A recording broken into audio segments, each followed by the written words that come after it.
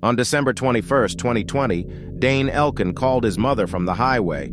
He told her that it wasn't safe for him to come home. Not long after, he called 911. When authorities arrived, there was no sign of Dane. His car was abandoned with a flat tire, and his wallet and phone were still inside the vehicle. This is the mysterious story of Dane Elkins.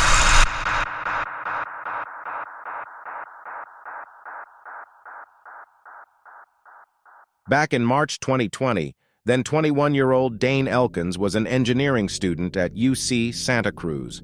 The eldest of 4 children, Dane grew up in Los Angeles, California with his family. He was a black belt in karate and a racquetball champion, winning 23 junior national titles. Off the courts, Dane was a funny and loving guy who liked to spend time with his family, making silly music videos with his siblings. His family meant everything to him. Although at the time he was living roughly 100 miles away attending college, he never missed a birthday party or celebration. They weren't just his siblings, they were all his best friends. Dane, by all accounts, had a good head on his shoulders and was on the path to success, so nothing could prepare the Elkins family for what he would do in the following months. When the COVID-19 pandemic caused the shutdown of the United States in March 2020, the result was severe social and economic disruption around the country. People were forced to essentially stop living their lives and remain in isolation. Dane, like many college students at the time, left campus and moved back home with his family while continuing his classes online. Right away, his parents could see how hard of a time their son was having. He expressed his frustration with taking online classes that, quite honestly, needed to be held in a classroom, such as chemistry. He was also struggling with being cooped up and not being able to interact with others. Activities such as working out and going to the beach were no longer accessible for Dane, which was upsetting. Dane had developed the routine of just kind of laying around all day and then would disappear at night. However, a few months into the pandemic, in July, Dane told his parents that he decided that he was going to go stay with friends, and just like that, he left home. Over the next few months, although Dane would come home to visit his family every few weeks or so, he became distant and was not acting like himself. He was noticeably thinner, and it was very evident that there had been some sort of shift in his personality. Eventually, Dane asked his parents if he could move back in. He stated that he had overstayed his welcome with friends and needed to come back home. And of course, his parents were more than happy and relieved to have their son back home. However, not too long after his return, on the morning of December 15, 2020, Dane's mother, Deborah, woke up to find their front door wide open, a pair of her son's shoes and a shirt in the garbage can, and Dane nowhere to be found. And unfortunately, his family would never see him again. After many unsuccessful attempts to contact Dane, his mom filed a missing persons report with the police. Deborah still continued relentlessly to reach her son, calling him daily. And 6 days later, on December 21st, Dane finally answered the phone. His mother tried to talk him into coming home, but he explained to her that it wasn't safe for him to do so. He said that there were targets on him and their family. Deborah suggested that if he felt he was in danger, he should call the police or go to the nearest hospital for help. Apparently, Dane had been driving up and down the I-5 over the past 6 days, and his family couldn't get a clear understanding of why. Members of the family tried to talk to him, and more importantly, convince him to just come back home, but he never did. That same evening of December 2020, Dane called the police twice requesting help with his flat tire. The next morning, the police finally pinpointed his location. There they found Dane's car empty on the side of the road near Santa Clarita, running with his keys, wallet, and laptop still inside the vehicle. A search to find Dane was immediately launched in and around the area.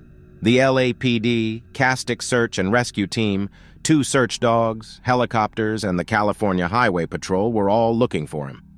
The search dogs initially located Dane's scent trail, but ultimately lost it.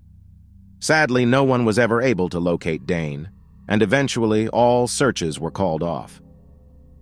Although there are many speculations of what happened to Dane, there are a few notable ones that his loved ones believe may explain what actually happened back in December of 2020. One theory is Dane suffered some form of a psychotic break. Before the isolation brought on by the pandemic, Deborah noticed slight changes in her son. He seemed to be under a lot of stress and his grades began to slip. Once he moved back home when the students were forced to continue their classes online, she realized that all he would ever do is lay around all day and was very disengaged. This is when it is believed he may have begun experiencing the mental break. It was also later discovered that back in July of 2020, when Dane claimed he was moving in with friends, he was actually living out of his car. It is a strong possibility that he may be a paranoid schizophrenic. Though he was never diagnosed, nor on any medication, his behavior aligns with the symptoms of this disorder, as Dane believes that the government is after him and his family. It is thought that he may feel that he is keeping them safe by cutting all communications. It is also believed this is why he left everything traceable, like his wallet, phone, and laptop behind in his car. This is the last known video of Dane Elkins. How much of the knowledge that we know actually comes from actual knowledge? A rambling post the day he disappeared. He did one last Snapchat and told us that the government was after him and our family. That is when we knew something was really wrong. Another theory is that when Dane's tires went flat, he left his car to seek help. The specific section of I-5 where Dane's vehicle was found is what connects Northern and Central California to Southern California. It is a very mountainous area that doesn't contain a lot of people. So if Dane were to be in any sort of need of help, it may have been hard for him to get it. The area is also at a high elevation, and in the month of December, the temperature drastically drops. So it would have been a very dangerous situation for him to be stranded outside for consecutive nights. Although a search was conducted in and around the area, it is unclear if he possibly succumbed to the elements the days following the disappearance. However, there wasn't any indication that Dane had sustained any injury, nor were there any signs that he may have been in any distress before he left his vehicle. It is also a possibility that Dane decided to go off-grid. He mentioned to his family on occasion that he was interested in the idea of homesteading, which is a lifestyle of self-sufficiency, living with minimum help from others. Dane was a very intelligent young man, and it wouldn't be far-fetched for him to be able to successfully live off-grid. Regardless of what you believe happened to Dane, his family holds out hope that he is alive and will return home due to a series of reported sightings. In Dane's case, there have been a series of reported sightings, first in Bakersfield, then Mojave, then Northern California, where a woman says she bought him food at this Taco Bell in Oakdale. He was a younger gentleman, probably in his early 20s, nice looking, but a little scruffy because he'd been traveling on the road for a while. He was very polite and he said thank you and he was well spoken. The most recent sighting in April 2022 on the Santa Cruz Wharf, where a young mother and her son were approached by a man who looked like Dane. He was super nice. He seemed a little scared of the government. So I gave him a $20 bill, and as I was leaving, I heard him order a water and taco. Deborah Elkins is confident it was her son. All the credible sightings, Dane accepted food and he was very polite and kind. And he specifically asked for bottled water, which he loves bottled cold water. But in 2 years, no verifiable photos or video and no contact from Dane. His mom now focused on the kindness of strangers and social media to help find her son. I am hoping everybody is keeping an eye out for him, and I hear about it in real time so I could get to him before he leaves the area. If you are able to take a discrete photo or video so we can identify him, that will be very helpful. If you think you have information about Dane Elkins, please call the number on the screen. His mother, Deborah, has asked that if you see Dane, please do not call him by name because it could trigger his paranoia. Instead, she would like people to be kind, chat with him, offer him food if they can, and then call the number listed on this flyer immediately so his family can find him and try to get him the help he needs.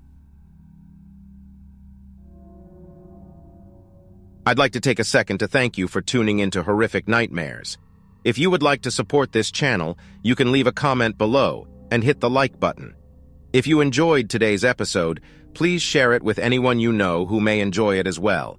And if you already aren't, I hope you would consider subscribing to the channel so that you won't miss any of my upcoming episodes. Once again, thank you for tuning in, and I'll see you next time.